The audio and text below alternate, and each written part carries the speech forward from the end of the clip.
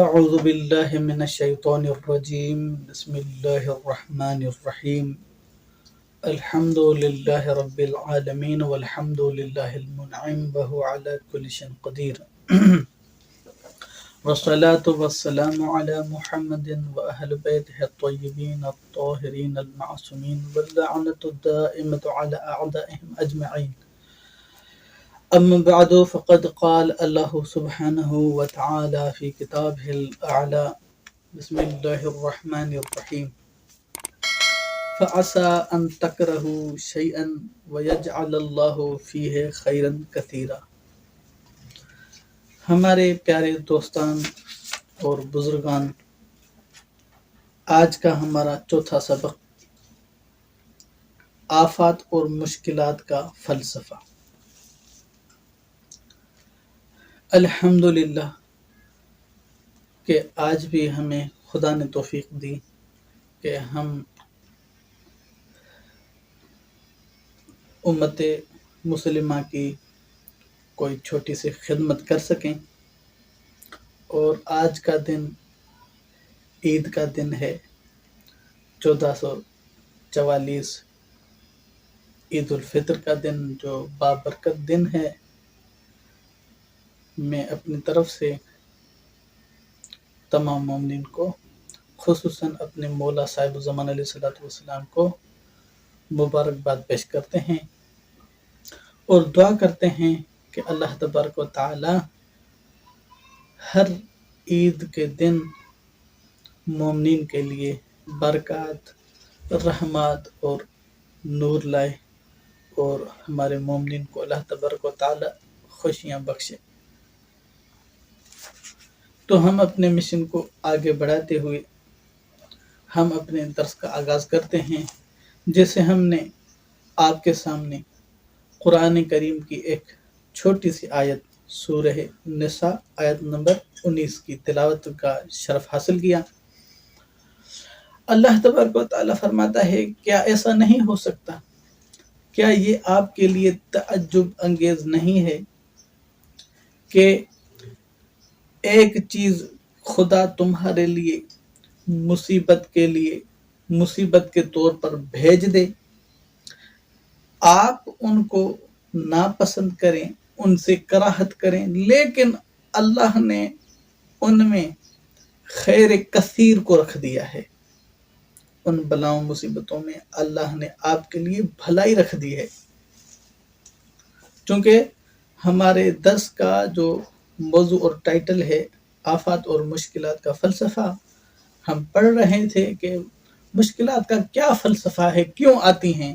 دیکھیں، جب اللہ کی طرف سے اگر کوئی مشکل آتی ہے تو کسی نہ کسی حوالے سے وہ اللہ کے فضل کی، اللہ کے کرم کی حامل ضرور ہوتی ہے، اور ہمارے لیے ان میں فوائد کثیر ہیں، جیسے اس آیت نے بیان کیا کہ ایسی مصیبتیں جو اللہ آپ پر نازل کرتا ہے، آپ اسے پسند نہیں کرتے، مگر ان میں خیر کثیر ہوتا ہے۔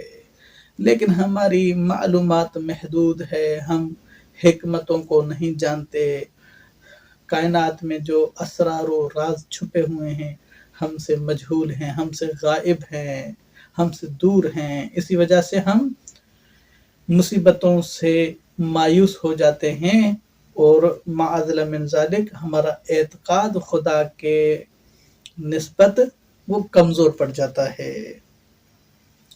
تو ہم اپنی عبارت کو شروع کرتے ہیں اور مصنف اور مؤدب مؤلف کی تألیف سے استفادہ اٹھاتے ہیں۔ چوتھا سبق آفات اور مشکلات کا فلسفہ۔ ہم گزشتہ سبق میں بتا چکے ہیں کہ بعض ظاہر بین اور نکتہ چین افراد تباہ کن آفات، مشکلات اور ناکامیوں کو عدل کے انکار یا پھر بعض اوقات ذات پروردگار کے وجود کے انکار کے لیے بطور دلیل پیش کرتے ہیں۔ گزشتہ بحث میں ان حادثات میں سے بعض کا جائزہ لیتے ہوئے ہم نے ان کا اجمالی فلسفہ پیش کیا تھا۔ اس بحث کو اب مزید آگے بڑھاتے ہیں۔ انسان مشکلات کی آغوش میں پرورش پاتا ہے۔ تو بیان فرماتے ہیں، ہمیں خود اپنی زندگی میں مشکلات پیدا نہیں کرنی چاہیے، لیکن یہ حقیقت ہے کہ بہت سی مصیبتیں اور مشکلیں ہمارے ارادے کو، توانائی اور فکر کو جلا بخشتی ہیں اور ہمارے جسم کے لہو کو گرم رکھنے کا بہانہ فراہم کرتی ہیں۔ جس طرح سونا بھٹی میں تپانے کے بعد کندن بن جاتا ہے، اسی طرح انسان بھی مشکلات کے طوفان سے نکلنے کے بعد مضبوط قوت ارادی کا مالک بن جاتا ہے۔ جنگ ایک بری چیز ہے، لیکن بعض اوقات ایک طویل اور گھمسان کی جنگ کسی قوم کی صلاحیتوں کو نکھار دیتی ہے اور قوم کے تفرق و اتحاد میں بدل دیتی ہے۔ وہ قوم نت نئی ایجادات سامنے لاتی ہے اور اس کی معیشت کا پہیہ تیز ہو جاتا ہے۔ اس طرح جنگ ان کی پسماندگی کا بڑی تیزی سے خاتمہ کر دیتی ہے۔ ایک معروف مغربی مورخ کہتا ہے کہ تاریخی طور پر دنیا کے کسی بھی خطے میں اگر کوئی روشن تمدن پایا جاتا ہے تو جان لیجئے کہ اس ملک و قوم پر کسی بڑی طاقت نے حملہ کیا ہے۔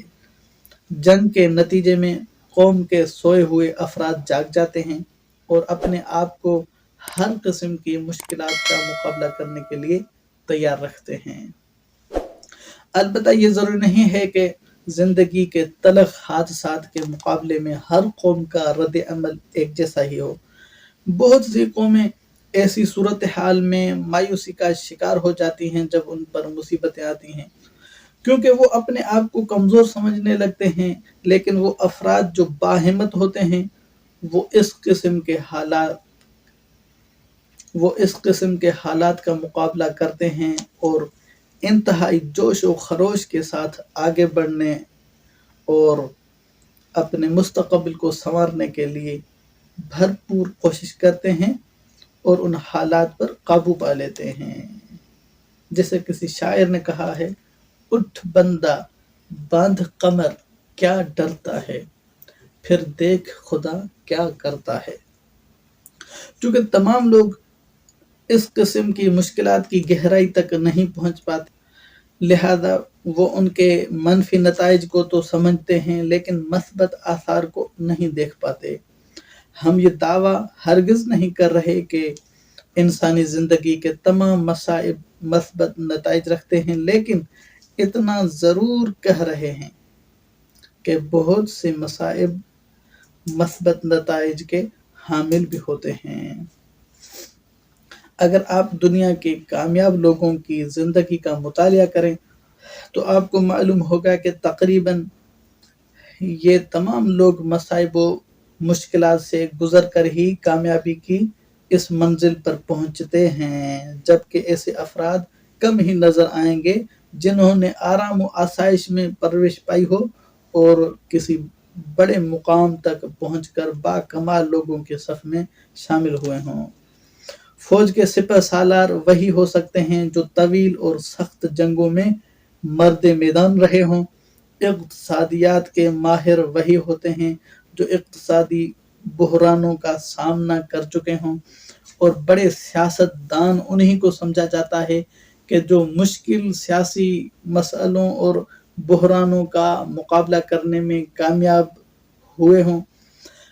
قصہ مختصر، جس طرح کانٹوں کے بیچ پھول اگتے ہیں، اسی طرح مشکلات کی آغوش میں پل کر مرد جوان مرد بنتے ہیں۔ بقول حضرت علامہ اقبال شاعر مشرق فرماتے ہیں، تندی باد مخالف سے نہ گھبرا اے عقاب، یہ تو چلتی ہے تجھے اونچا اڑانے کے لیے۔ قرآن مجید میں ارشاد اقدس الہی ہے، بسم اللہ الرحمن الرحیم، فَعَسَىٰ أَن تَكْرَهُوا شَيْئًا وَيَجْعَلَ اللَّهُ فِيهِ خَيْرًا كَثِيرًا، عجب نہیں کہ ایک چیز تم کو ناپسند ہو مگر اللہ نے اس میں بہت کچھ بھلائی رکھ دی ہو۔ مشکلات یاد خدا کا ذریعہ ہے۔ فرماتے ہیں، گزشتہ اسباق میں ہم نے پڑھا تھا کہ ہمارے وجود کا ہر جزو ایک مقصد کے لیے بنایا گیا ہے۔ ہماری آنکھیں، کان، دل و دماغ اور اعصاب کسی خاص مقصد کے لیے بنائے گئے ہیں، حتیٰ کہ ہمارے ہاتھوں کی لکیریں اور ہماری انگلیوں کی پوریں بھی ایک خاص مقصد سے بنائی گئی ہیں۔ لہذا یہ کیسے ممکن ہے کہ ہمارا پورا وجود بغیر کسی مقصد کے لیے بنایا گیا ہو؟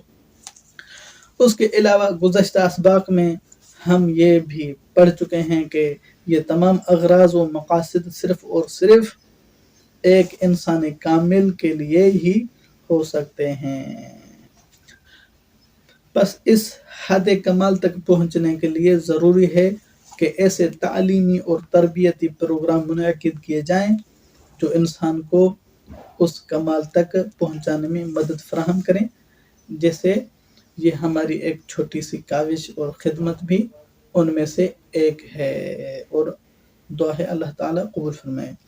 یہی وجہ ہے کہ خدا نے انسان کو توحید پرست فطرت دینے کے ساتھ ساتھ اس کی رہنمائی کے لیے عظیم الشان پیغمبروں کو کتابیں دے کر بھیجا۔ اسی مقصد سے خدا کبھی کبھی انسان کو اس کے گناہوں کے برے انجام سے دوچار کرتا ہے تاکہ وہ زندگی کی سختیوں کا سامنا کرے اور دوبارہ خدا کی طرف متوجہ ہو۔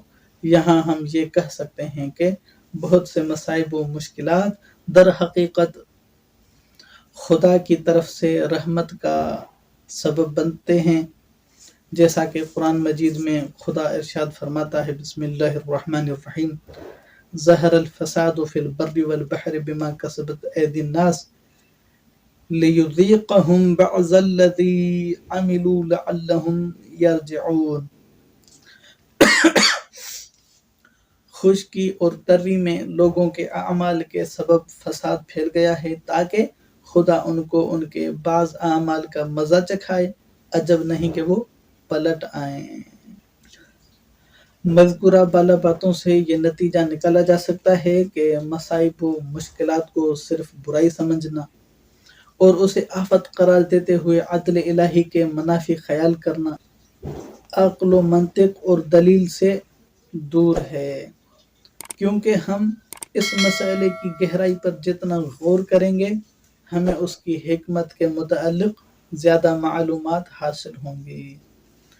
والسلام علیکم ورحمۃ اللہ وبرکاتہ۔